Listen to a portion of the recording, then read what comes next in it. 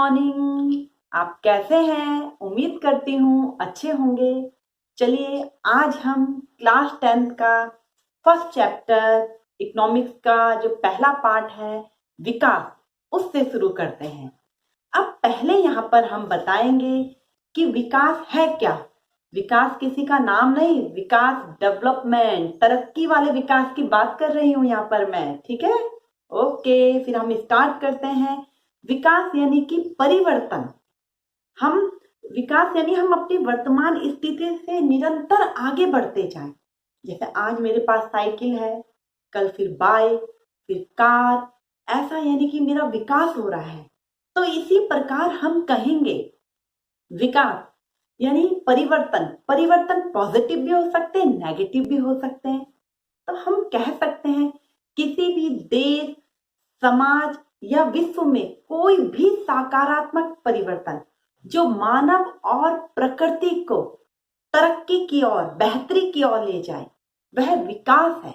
तो यहाँ पर हम स्पष्ट शब्दों में कह सकते हैं जो मानव, समाज, देश व प्रकृति को बेहतरी की ओर ले जाए, वही विकास है।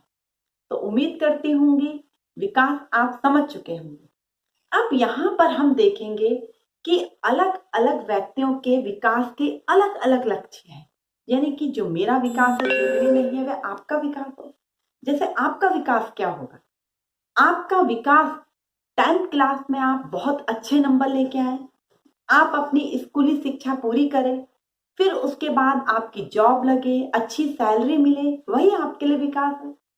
वहीं अगर हम एक छोटे किसान की बात करते हैं तो उसके लिए विकास के मायने ही अलग होंगे। उसके लिए विकास क्या है? उसके लिए विकास है कि उसको पूरे साल भर काम मिलता रहे, उसको पिछले साल की अपेक्षा मजदूरी अच्छी मिले, उसके बच्चे स्कूल में पढ़ सके, समाज में उसे इज्जत, आदर, सम्मान मिले। वहीं अगर हम बड़े किसान की बात करते हैं, जैसे कि पंजाब, हरियाणा, यहाँ के किसान होते हैं बड़े, तो उनके लिए विकास के मायने आप देखेंगे बिल्कुल अलग होंगे। वे चाहेंगे कि पिछले साल की अपेक्षा इस साल उनकी उपज के उन्हें अधिक मूल्य मिले, उनके खेतों में काम करने के लिए उन्हें सस्ते और मेहनती श्रमिक मिले, उनके बच्चे विदेश में पढ़ने जा सके। तो उनके विकास के ये मायने हैं।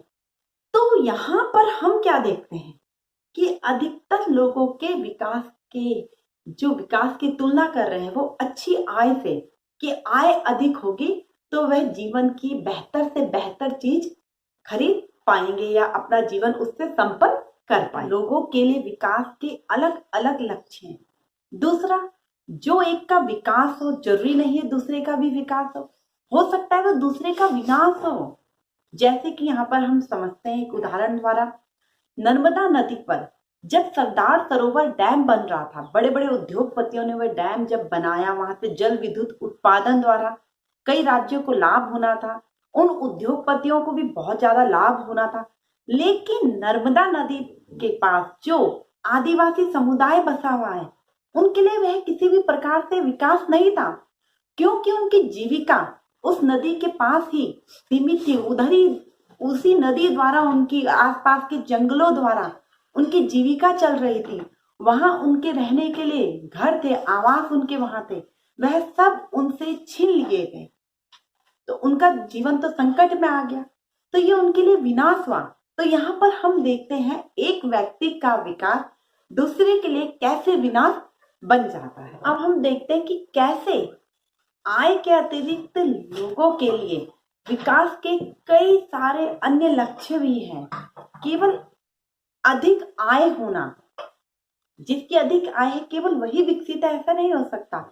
इसके अतिरिक्त हमें सुरक्षा का वातावरण चाहिए, आदर चाहिए, सम्मान चाहिए, है ना, प्रदूषण मुक्त वातावरण चाहिए। तो ये सब चीजें भी जरूरी है। माना आपको कहीं विदेश में जॉब मिल जाती है, वहां पर अच्छा पैकेज मिल जाता है, परंतु और अपने देश की अपेक्षा में बहुत अधिक आपको वहां सैलरी मिल रही है, परंतु वो माहौल नहीं मिल रहा है जो अपने देश में सुरक्षापूर्ण माहौल था। अपनी फैमिली का साथ नहीं मिल पा रहा है वहां पे, वो सम्मान नहीं मिल पा रहा है जो अपने देश में मिलना था, तो कैसे आप इसे विकास मान सकते हैं? तो यहाँ पर हम देखते हैं विकास आय के अलावा विकास के अन्य भी मापदंड है। तो केवल भौतिक चीजें ही विकास के लिए जरूरी नहीं है, और भौतिक चीजें भी विकास के लिए बहुत जरूरी है। ये अभौतिक चीजें सुरक्षित वातावरण, आदर, सम्मान, यही सब है। हाँ, तो अब हम पढ़ेंगे कि विभिन्न देशों की तुलना कैसे की जाए। व्यक्तियों की तुलना तो हम एक या दो विशेषताएं लेके कर लेते हैं कि चलो जिसकी आय अधिक है, जीवन स्तर ऊंचा है, सुरक्षा का वातावरण है। तो ऐसे ही हम देशों की तुलना कैसे करें कि वह देश विकसित है या विकासशील है। देशों की तुलना करने के लिए उनकी आय महत्वपूर्ण समझी जाती है कि जिन देशों की आय अधिक है वह देश विकसित होंगे, जिन देशों की आय कम है वह कम विकसित होंगे। अधिक आय का मतलब है कि मानव आवश्यकताओं की सभी वस्तुओं का उपलब्ध होना। परंतु यहाँ पर हम समझेंगे कि राष्ट्रीय आय है क्या। सबसे पहले राष्ट्रीय आय किसी भी देश की राजनीतिक सीमाओं के अंदर उत्पादित अंतिम वस्तु और सेवाओं का मूल्य, और इसमें विदेशों से अर्जित आय भी सम्मिलित है। परंतु किसी देश का मूल्यांकन राष्ट्रीय आय के आधार पर करना ठीक नहीं है। हो सकता है किसी देश की राष्ट्रीय आय दूसरे देश की अपेक्षा बहुत अधिक हो।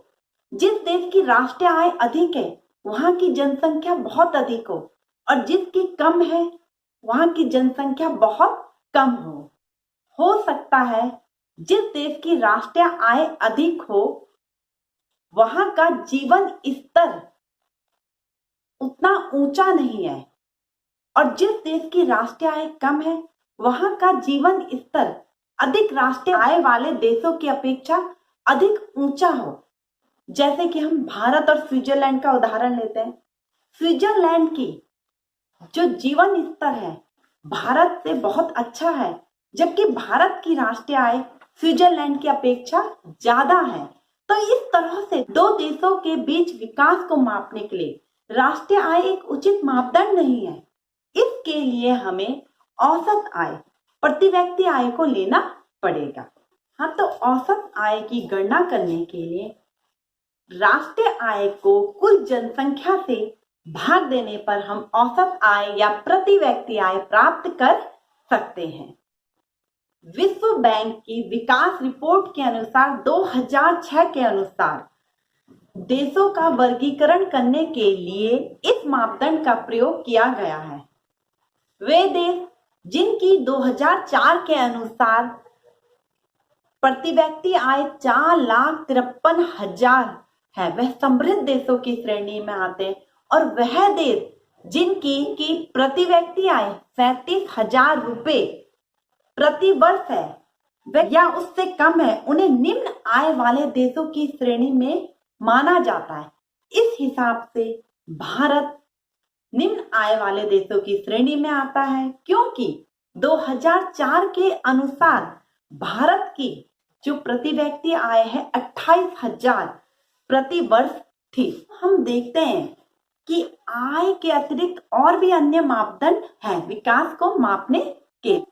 तो इससे आगे हम आगे के पाठ में करेंगे। तब तक के लिए thank you, bye bye, have a good day.